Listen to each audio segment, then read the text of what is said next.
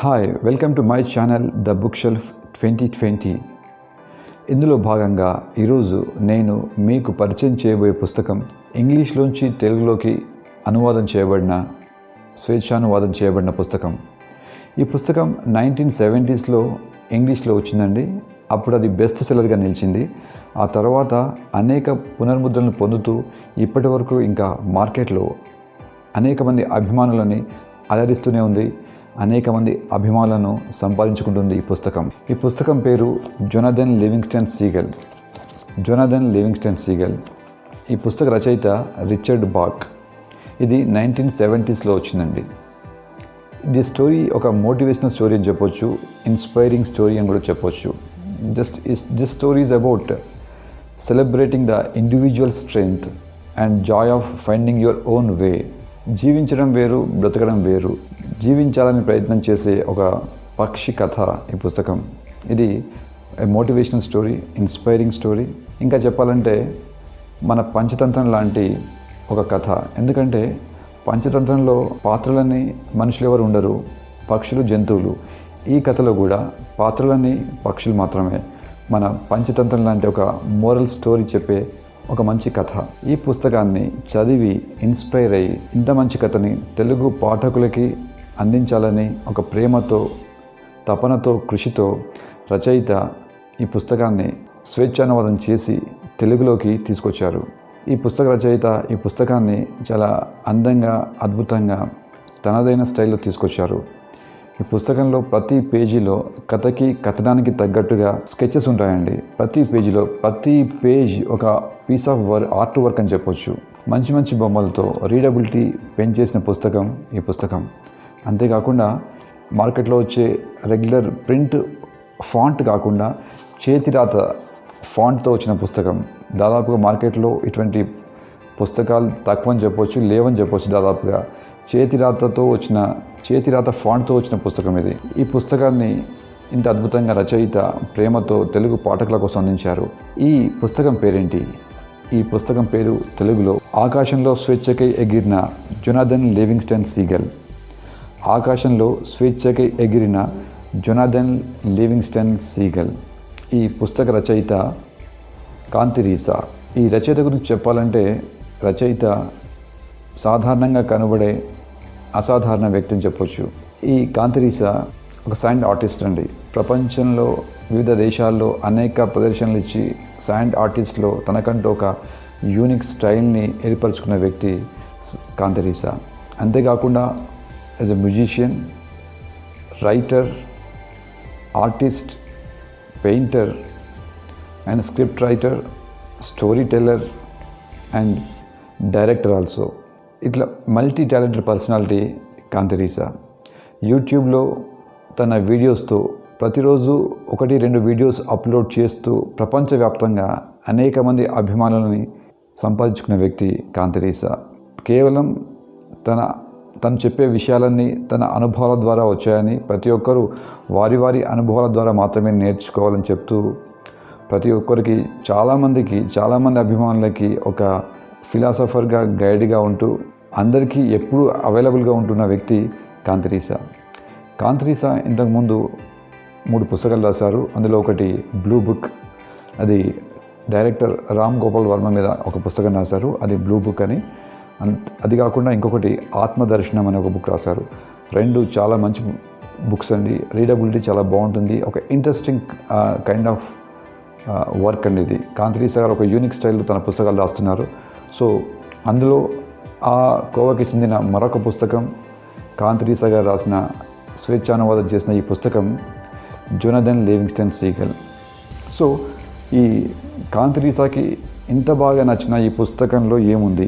ఈ Jonathan Livingstone seagull పుస్తకంలో ఏముంది? ఈ పుస్తకం బేసిక్గా చెప్పాలంటే స్వీయ ప్రేరణతో, స్వశక్తితో కలల్ని నిజం చేసుకునే, జీవితాన్ని నిర్మించుకునే ఒక కథ ఈ స్టోరీ. ఇందులో ప్రధాన పాత్ర జొనాథన్ లివింగ్స్టన్ సీగల్. ఇది ఒక సీగల్, సముద్ర పక్షి.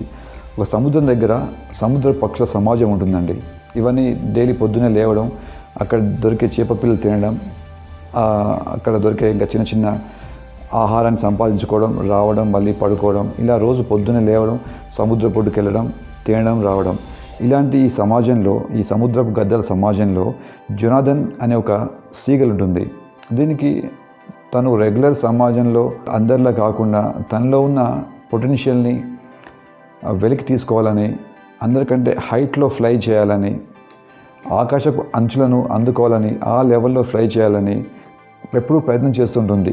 మిగతా వాళ్ళతో కలిసి ఆహారం వేట కోసం వెళ్ళకుండా, ఫుడ్ కోసం వెళ్ళకుండా తను సెపరేట్గా పొద్దున లేవడం కానీ దూరంగా ఉండి ఈ ఫ్లై చేయడం ప్రయత్నం చేస్తూ ఆ నైపుణ్యం కోసం నిరంతరం ప్రయత్నం చేస్తూ ఉంటుంది జొనాథన్ లివింగ్స్టన్ సీగల్. అయితే ఇలా ప్రయత్నం చేస్తూ మిగతా సీగల్స్ కంటే, తన సమాజంలో ఉన్న మిగతా సీగల్స్ కంటే ఒక మంచి హైట్కి, ఒక 1000 మీటర్స్ 2000 మీటర్స్ చాలా హైట్కి వెళ్ళి అక్కడి నుండి డైవ్ చేసి ఒక చేప పిల్లని పట్టుకోవడం, తినడం, ఒక కొత్త స్కిల్ నేర్చుకుంటుంది ఈ సీగల్. అప్పుడు సమాజంలో అందరూ చూసి నన్ను అభిమానిస్తారు, ఆదరిస్తారు, ప్రేమిస్తారు, ఓకే, నన్ను మెచ్చుకుంటారు అనుకుంటున్న సమయంలో మన సమాజానికి, మనకున్న కట్టుబాట్లకి వ్యతిరేకంగా, మన ట్రెడిషన్స్కి వ్యతిరేకంగా, కస్టమ్స్కి వ్యతిరేకంగా రకరకాల ప్రయోగాలు చేస్తున్న ఈ సీగల్ని సమాజం వెలివేస్తుందండి. దాన్ని మెచ్చుకోకుండా తనలో ఉన్న నైపుణ్యాన్ని వెలికి తీసుకోవడానికి నిరంతరం ప్రయత్నం చేస్తున్న ఆ సీగల్ ప్రయత్నాన్ని అభినందించకుండా ఈ సమాజం ఆ సీగల్ని వెలిస్తుంది. అప్పుడు ఈ జొనాథన్ లివింగ్స్టన్ సీగల్ కొంత బాధపడినప్పటికీ తన కలల్ని, తను నమ్మిన కలల్ని సాకారం చేసుకోవడానికి తన ప్రయత్నాన్ని అలానే కంటిన్యూ చేస్తుంటుంది. అలా ఫ్లయింగ్లో తన నైపుణ్యాన్ని పెంచుకోవాలని ప్రయత్నం చేస్తూ ఉంటుంది. 1000 మీటర్స్ 5000 మీటర్స్ దాదాపుగా ఆకాశాన్ని అందుకునేంత హైట్కి కూడా ఒక సామాన్యమైన ఒక మామూలు సీగల్ ఎగరగలదు అని చూపిస్తుంది ఆ సమాజానికి. అలా ఎగురుతూ నెక్స్ట్ లెవెల్కి వెళ్ళిపోతుంది జొనాథన్ లివింగ్స్టన్ సీగల్. అప్పుడు అక్కడ తనలాంటి పక్షులు తనలో ఉన్న నైపుణ్యాన్ని వెలికి తీసే ప్రయత్నంలో సమాజానికి దూరంగా వెలివేయబడి ఒక అత్యుత్తమ దశలో ఉన్న ఒక పక్షుల సమాజాన్ని కలుస్తుంది ఈ సీగల్. వాళ్ళతో పాటు తమ నైపుణ్యాన్ని పెంచుకుంటూ అక్కడే ఉండిపోతుంది జొనాథన్ లివింగ్స్టన్ సీగల్. అప్పుడు అక్కడ ఒక గురువు లాంటి, ఒక సీనియర్ మోస్ట్ పర్సన్, ఒక సీనియర్ మోస్ట్ సీగల్ చియాంగ్ అనే ఒక వ్యక్తి కలుస్తాడు ఈ జొనాథన్ లివింగ్స్టన్ సీగల్కి. జీవితంలో నువ్వు నైపుణ్యానికి ఇచ్చిన ప్రాధాన్యత చాలా సంతోషం, నువ్వు అన్ని స్కిల్స్ ఇప్పుడు నేర్చుకున్నావు, బట్ దీంతో పాటు నువ్వు ప్రేమకి మూలం, ప్రేమను కూడా ఇవ్వడం నేర్చుకో, ప్రేమ అనేది చాలా ఇంపార్టెంట్ అని చెప్తాడు ఆ చియాంగ్. దాంతో ఈ సీగల్, జొనాథన్ లివింగ్స్టన్ సీగల్ వెంటనే మళ్ళీ తను నేర్చుకున్న దాంతో సంతృప్తి పడకుండా తను వెనక్కి వెళ్ళి తన సమాజంలో కలిసి, తన సమాజంలో తనలాంటి పక్షులు ఎగరాలని, తమలో ఉన్న నైపుణ్యాలను వెలికి తీసుకోవాలని ప్రయత్నం చేస్తున్న మిగతా సీగల్స్కి సహాయం చేయాలని మళ్ళీ వెనక్కి వచ్చి ఈ సమాజంతో ఉండిపోతుంది ఈ జొనాథన్ లివింగ్స్టన్ సీగల్. అలా ఉన్నప్పుడు వెనక్కి వచ్చినప్పుడు అలాగే ఆ సమాజంలో మళ్ళీ కొన్ని కొత్త పక్షులు ఎగరడానికి, తమలో ఒక కొత్త నైపుణ్యాన్ని వెలికి తీసుకోవడానికి, కొత్త స్కిల్ నేర్చుకోవడానికి ప్రయత్నం చేస్తూ ఉంటాయి. వాటన్నిటికీ గురువుగా మారి వాటన్నిటికీ కొన్ని పక్షులకి ఏవైతే తమ కలల్ని సాకారం చేసుకోవాలని కోరుకుంటున్న పక్షులందరికీ, సీగల్స్ అన్నింటికి ఈ జొనాథన్ ఒక గురువుగా మారి వాటికి ఈ ఫ్లయింగ్ స్కిల్స్ అని నేర్పిస్తుంటారు.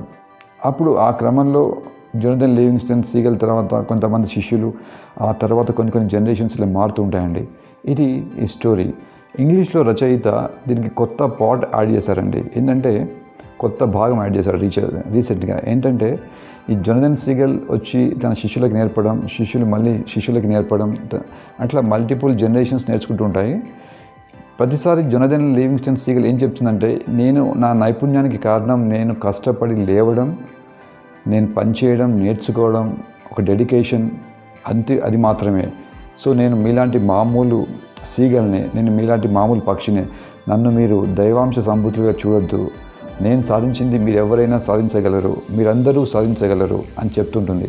కానీ ఆ తర్వాత కొన్ని జనరేషన్స్ దాటిన తర్వాత ఈ సీగల్ సమాజంలో ఒక జొనాథన్ లివింగ్స్టన్ సీగల్ సాధించిందాన్ని అందుకోలేక ఆ జొనాథన్ లివింగ్స్టన్ సీగల్ని నెమ్మదిగా ఒక దైవాంశ సంభూతుడిగా మార్చడానికి ప్రయత్నం చేస్తుంటాయి. వాటికి గుళ్ళు కట్టడం, వాటికి ఐడల్స్ నిర్మించడం, విగ్రహాలు కట్టడం చేస్తుంటాయి ఈ సీగల్స్ అన్నీ.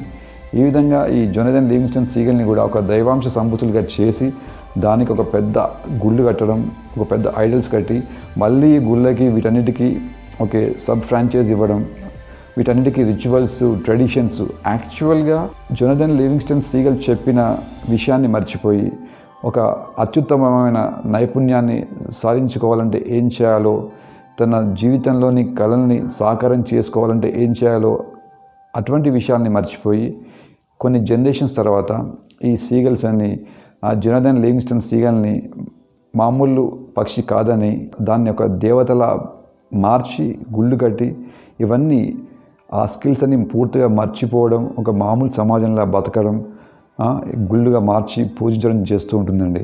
ఈ విధంగా రచయిత పుస్తకాన్ని ముగిస్తాడు. అంటే ఇది చెప్పినప్పటికీ ఒక పక్షుల నేపథ్యంలో కథ చెప్పినప్పటికీ నేటి సమాజంలో జరిగిన ఈ చరిత్రను చూస్తే ఈ సమాజంలో జరిగిన విషయాలనే రచయిత మనకి ఈ పుస్తకంలో చూపించారు.